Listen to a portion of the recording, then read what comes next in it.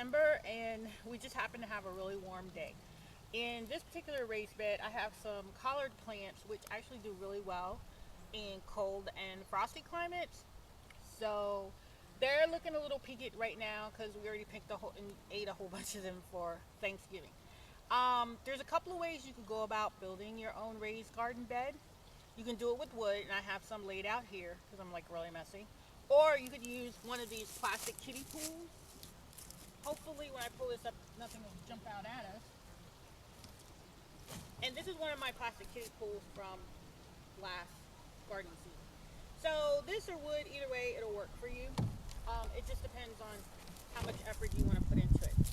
Now, some people don't really like the idea of plastics and chemicals at all. So I use untreated wood. Now with untreated wood, obviously, from what they tell me at the hardware store, at Lowe's or Home Depot, whichever place I happen to go to get my wood, and they'll cut it for you for free, by the way. Untreated wood is better for your plants if you're really trying to go organic. The only problem with untreated wood, it's going to start to decay or rot after a few years. Now these beds I've had in place for a couple of seasons now, for a couple of winters, and they've done really well. So let me get started and show you what tools you'll need so you can build your own raised bed and do your own gardening.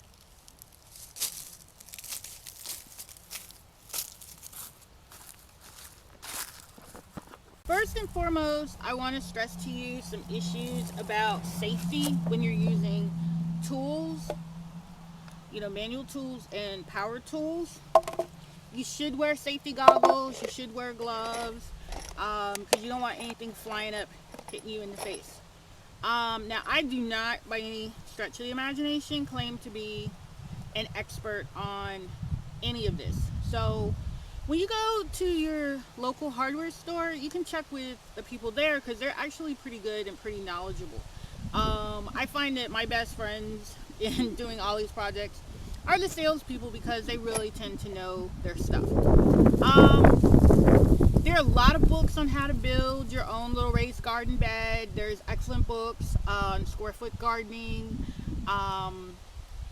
Look those up on the internet or Amazon, and you'll find some wonderful things that will help you be a little more specific if you're that type. Me, I tend to just kind of do it as I go along. But I've done a lot of these before, and I'll try to do my best to show you how to make things easy for yourself. I don't typically do a lot of measuring, and as you can see, I'm pretty spread out all over the place. But with these type of nails, these ones that they suggested at Home Depot, they're exterior screws, and they're pretty good. They last really well. They don't rust, at least as far as I know. Since they're going to be outside, you do need the ones that aren't going to rust. Now, typically what I do is I'll put 2, sometimes maybe 3 nails in each section of the wood. Oh, by the way, sorry, I forgot to talk about the wood. You can get untreated wood from Home Depot, and I usually have them cut a 16-foot length of wood into 4-foot lengths. Oh, and by the way, ladies, I never knew this, but a 16-foot piece of lumber is not actually 16 feet. There can be some variation. So if you talk really nicely to the guys at Lowe's or Home Depot, wherever you go to get your wood, I'm sure, they'll have patience with you and, just line up each of your pieces of wood that are cut and make sure that they are equal size.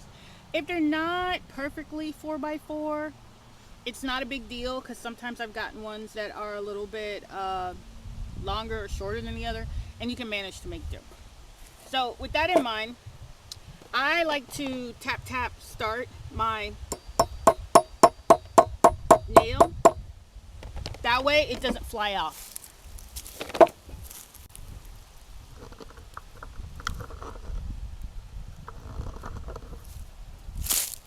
Okay, as I was saying, I like to tap my nail in a little bit so it doesn't fly off. And once again, make sure you're using all the safety precautions that you possibly can because you don't want to get hurt when you're actually out here having fun. Best thing in the world are these cordless tools with these rechargeable batteries. I love these. Makes your work so much easier. Now, I'm just going to take my foot and brace this. Hold on to it. I know. You can use a workmate or a workbench or have somebody help you, but just for purposes of this demonstration, I'm just going to show you how easy it is. Especially ladies who are maybe not necessarily comfortable with using power tools.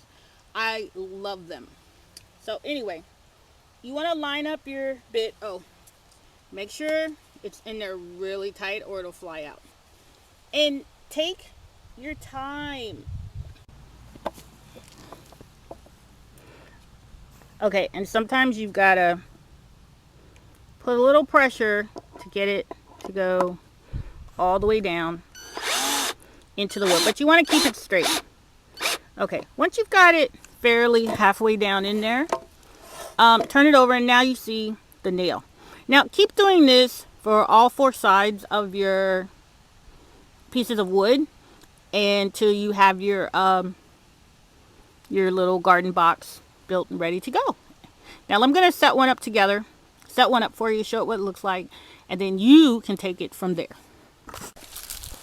Okay, and this is what your final raised bed will look like. This is one of my beds from last planting season, and it has a lot of leaves over it because this is December now, and I'm just going to plant some stuff in there later on.